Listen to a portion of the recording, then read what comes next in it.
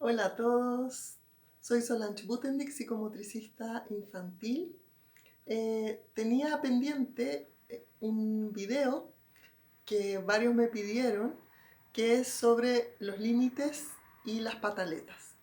Yo estoy uniendo estos dos conceptos. Habíamos hecho un video anterior sobre tolerar la frustración, sobre la frustración. Entonces aquí hay una continuidad. Ahora vamos a hablar de estas terribles pataletas y su relación con los límites. Ayer estuve haciendo una consulta grupal, gratuita, abierta, y estuvimos conversando sobre esto. Y bueno, muchos no pudieron entrar en YouTube, hubo un problema, así que muchos entraron a la consulta abierta que yo mandé el link de invitación, pero otros se quedaron afuera. Así que voy a hacer un video, bueno, este es cortito. Ayer estuvimos una hora conversando sobre esto y pudimos profundizar. A ver, lo principal es poder relacionar qué es una pataleta. Preguntémonos qué ocurre en un niño cuando hace una pataleta. Podríamos decir que es una emoción desbordada. Se exacerba esta emoción en donde el niño se ve invadido por esta emoción y reacciona de manera explosiva. Entonces, obviamente que este niño se sale del límite, ¿verdad? Y entonces a quien le corresponde poner ese límite es a el adulto que lo está acompañando. Generalmente es el padre, la madre. Eh, o un educador, o quien sea que en ese momento está acompañando al niño. Entonces, por eso está esta relación de las pataletas, esta emoción que se desborda con la importancia de poner límite. ¿Qué le ocurre al niño cuando explota en una pataleta? Realmente es un momento en donde la emoción lo invade, por lo tanto no puede reflexionar. No se le puede pedir a un niño que reflexione en mitad de una pataleta. La emoción invade, por lo tanto el pensamiento se retira. Hay una relación entre la emoción y el pensamiento. ¿Ya? ¿Qué queremos hacer? Que el niño empiece a conocer su emoción para que lentamente pueda, y en la medida que tiene la maduración para hacerlo, en donde hay un sistema nervioso que está madurando, lentamente pueda entrar en los caminos de reflexionar sobre sus actitudes. Pero en verdad eso es el adulto quien tiene que ayudar a que el niño luego pueda reflexionar, y hay edades para eso y edades que no. Entonces, lo primero es decir que las pataletas generalmente ocurren alrededor de los 2 años, pueden comenzar. No todos los niños necesariamente hacen pataletas, pero sí es algo más o menos frecuente que tiene que ver con los procesos madurativos de un niño y tiene que ver con sus procesos de identidad, ¿ya? O sea, un niño que se opone también está buscando su identidad. Cuando un niño se opone, está diciendo yo soy distinto a ti. Y cuando dice yo soy distinto a ti, entonces está intentando conseguir y construir quién soy yo. Entonces generalmente se une, coincide el decir yo con el decir no, y además con el poder cerrar dibujando un círculo. Cuando el círculo está cerrado es que hay una constitución de la identidad del yo. Y eso, por supuesto, la idea es no entrenarlo, sino que eso uno lo ve en los procesos madurativos. Entonces es un indicador. Yo diría que no lo entrenen en esos tiempos, en esas edades. Entonces, ¿qué pasa con una pataleta? Esa oposición y ese querer, yo quiero esto y lo quiero, se exacerba en porque no está consiguiéndolo. Entonces la frustración, lo que hablábamos la vez anterior, se desborda en esa frustración, no puede tolerarla y entonces ya se va a negro, por así decirlo, ¿no es cierto? Y puede ser en el supermercado o en la mitad de la casa de la visita o donde sea, va a ocurrir. ¿Qué sería importante que un adulto pudiera hacer? Pudiera acercarse al niño, que no se sienta abandonado solo en esta explosión emocional, porque evidentemente no sabe cómo actuar y para eso está el adulto, para enseñarle a actuar. Entonces sería muy importante que el adulto no se contagie con la emoción del niño, porque si no, entonces ya somos dos que estamos fuera de sí. El adulto es el que tiene que controlar la situación y es el que tiene el psiquismo más desarrollado, por lo tanto corresponde.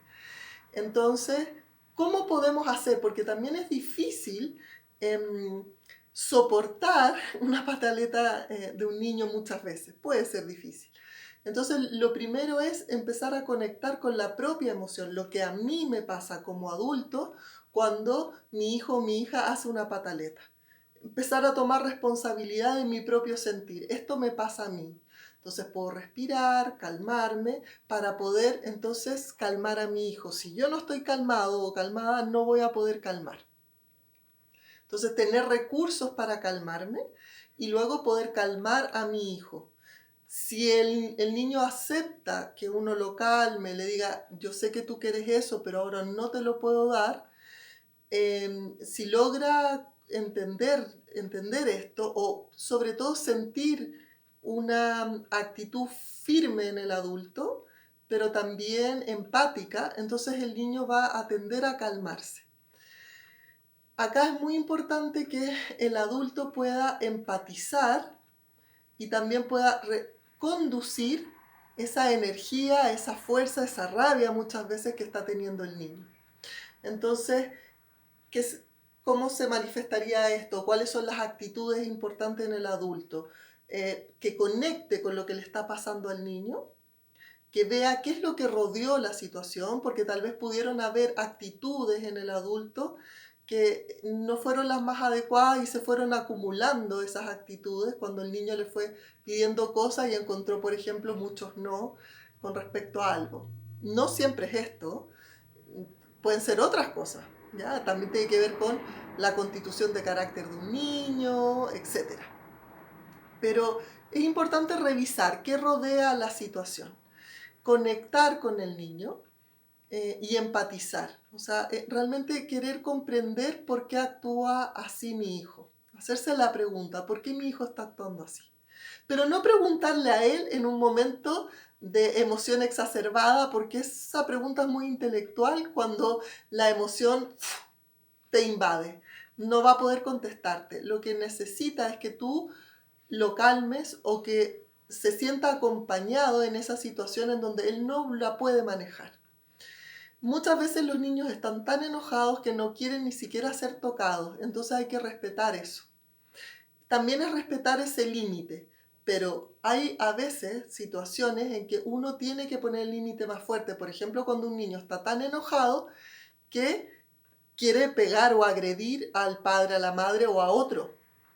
Ahí sí el adulto tiene que ser muy firme, muy consecuente y tomar al hijo y decir, no puedes pegarme, eso no está permitido, o no puedes pegar a otro, y bloquear, o sea, realmente con una actitud de firmeza, obviamente no ser agresivo uno, pero sí con una actitud de firmeza, eso no lo vas a hacer. Y poner palabras a la emoción, hijo, tú estás enojado, o hija, tú estás enojada. Yo entiendo que estás enojada, no me vas a pegar, no puedes pegar. Si tú estás enojado, vamos a lanzar estas pelotas y conducimos esa fuerza, por ejemplo, de enojo hacia una acción. O yo voy a correr muy fuerte, yo cuando tengo rabia yo corro fuerte y puedes invitarlo a correr. Quizás puede ser si su enojo es muy grande no tome esas ideas que les estás dando, o puede que sí las tome. Si no las toma, respétalo también. Pero eso después se puede, cuando a él se le pase la rabia, uno puede llevarlo al juego. Entonces ahí estamos conduciendo esa energía. Así que hay varias alternativas que por supuesto todas se requiere profundizar y verlas en su particularidad. pero más o menos por ahí sería que bueno ir. Entonces, otra cosa muy importante es ir educando a los niños a que la gratificación o lo que quieren no siempre es inmediata, ¿ya? O sea, espaciar los momentos de gratificación. Eso es muy, muy estudiado, el beneficio que tiene eso para toda la constitución de la personalidad de un niño y cómo ayuda también a hacer mejores conexiones neuronales. Es decir, por ejemplo, que pueda esperar para comerse el helado, eso va a ser después de almuerzo, sí ponerle momentos concretos en donde no sea después y el después no llega nunca. También los adultos es importante que se fijen en eso, o sea, los niños pequeños no tienen mucha noción del tiempo, entonces se necesitan marcar con momentos claros. ¿Ya? Como por ejemplo después de la comida o cuando volvamos de la casa de la abuela. Esos son momentos claros que ellos pueden entender. Entonces, es muy importante que ellos entiendan que no siempre se va a hacer lo que ellos quieren. ¿Ah? Y ahí entonces aprenden a tolerar la frustración. Es importante sí también poder darles alternativas, no ser tajantes en cosas que uno pudiera dar una alternativa. Y en otras cosas sí, los no son claros, como no agredir. En términos también de cuidarse el cuerpo, cuidar el cuerpo de los demás. Eso es muy importante. Y cosas que ellos tienen que empezar a aprender. ¿Mm? Y tiene que ver también con entrar en la socialización, con el autocuidado, con cuidar a los demás. Son situaciones muy importantes de las que ellos comienzan también a aprender. Entonces, es importante en este sentido que el adulto pueda tener estas actitudes de no ser reactivo, o sea, no reaccionar inmediatamente desde su propia emoción con lo que le pasa al niño, sino ser receptivo, empático. ¿Mm? Y por otro lado, es hacerse cargo el adulto de la propia emoción. Por lo tanto, no poner la responsabilidad de lo que me pasa a mí. Por ejemplo, decirle al niño, si haces esto me vas a hacer enojar. El que se enoja en verdad es el adulto. Entonces, en realidad, decir eso es como ponerle la responsabilidad al hijo de lo que a mí me pasa, de mi emoción. Eso sería muy importante de irlo revisando y de poder poner atención a los propios procesos emocionales y hacer algo con eso.